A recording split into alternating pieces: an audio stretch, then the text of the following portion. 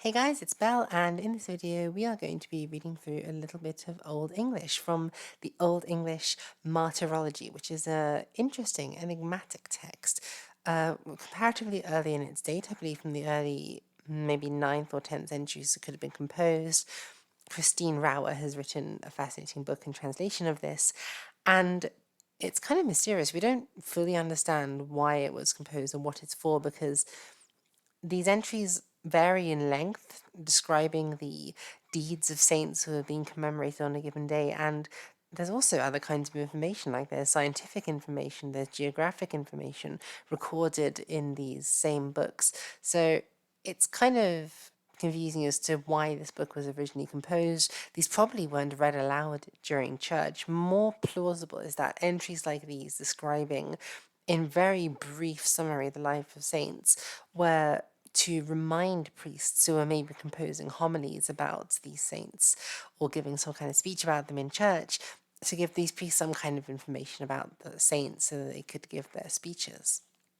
Now, this particular saint commemorated here is Saint Julian of Antioch and his wife Basilissa of Antioch.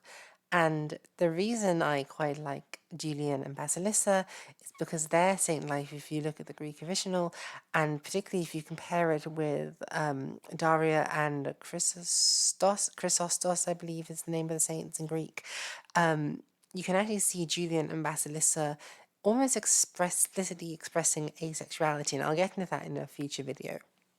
Unfortunately, we don't really get into this here because the summary quite obscures a lot of that, but it's still an interesting read nonetheless. So if you want to pause the video and have a go at translating the Old English using the gloss that I've provided, feel free to do so. And without further ado, let's read through the Old English. So, ond an ilchandai byth thas athlan weres throwing, says nemned Sanctus Julianus, thas lichom arvesteth in Antioch tharda Chiastra. Sessona on his knicht hadde Theoade godde on Clannesse, on his ildran hine tha yenidon on his jagothe, that he on feng athle bryd.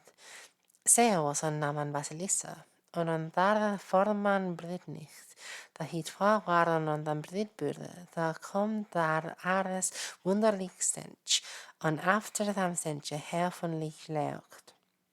And after them leochte, Christ self daar teode mit engla werde, und thaf daar die sichte feirnesse de he sawan, und tham worden de he hirdon, he wunnedan a clanne, he mid werdum on he mid famnum.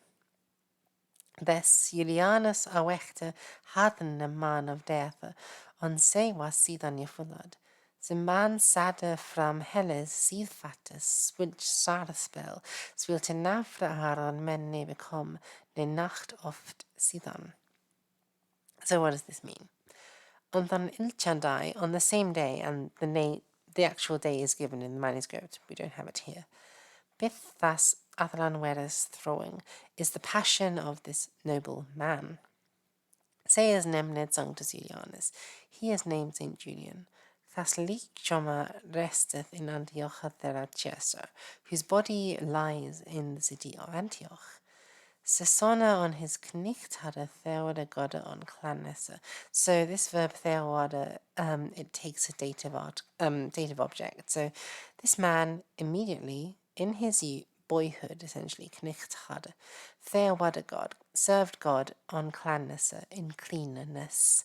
On his ildran hinetha yenidon, and his elders, I guess, pressured him on his yeargotha, on his youth. So we can see a distinction here between boyhood, which is sort of before the age of 15 when he could get married, and then his yeargotha, his youth, his adolescence, where he could get married. At which point his parents started pressuring him that heon feng athana brit, that he marry a noble bride. Seo was on naman Basilissa. She was called Basilissa. Und da a forman brydnicht, and then on the first bridal night, so the first day of them after they got married, da he twa waren on the tham brydbure, when they were both in the bridal chamber. Da kom thar ares wunderlich stench.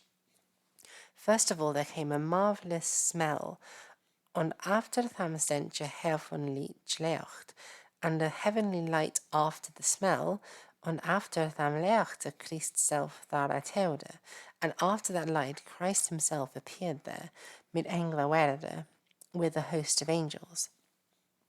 And therefore there is the fireness, and then because of the fairness of the sight, the he sawon, that they saw there, on Thamwardam. And by the way, so this Thamwardam is dative plural, is probably repeating the preposition for.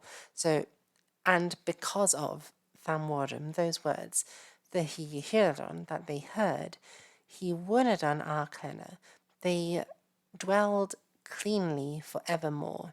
He midwerum, he with males, on heo mid famnum, and she lived with females. In the Greek original, they set up essentially a dual monastery together. Thes Julianus awechta hadden a man of death. This Julian resurrected a heathen man from death, on se was sidanya fulad, and this heathen man was baptized afterwards. Så man särde fram helle sitt fatte swilch sardspell. So the man said concerning his journey out of hell, such a sorrowful story, swilch nafra ar on men nebecom, such as never came among mankind afterwards, or beforehand, ne nacht oft sidan, and not often afterwards.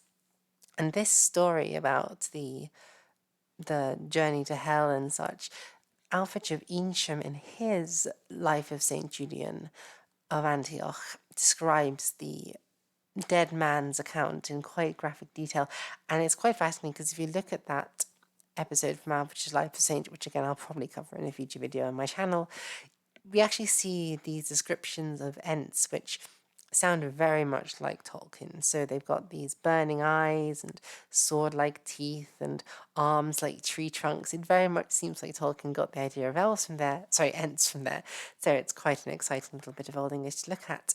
And that is it. That's the entry in the Old English Martyrology for St. Julian of Antioch.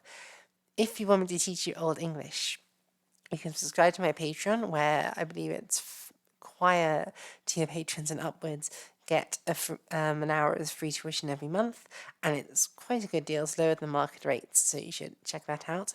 You can also join my Discord server, where we have channels for learning different ancient languages, including Old English, and I often post these glosses as pictures before I turn them into videos. And also the server is just a fun community of like-minded people. You should come together and join us. It's quite fun. Until next time, like, comment, subscribe. Thank you guys so much for watching, and I hope you have a nice day. Bye, everyone.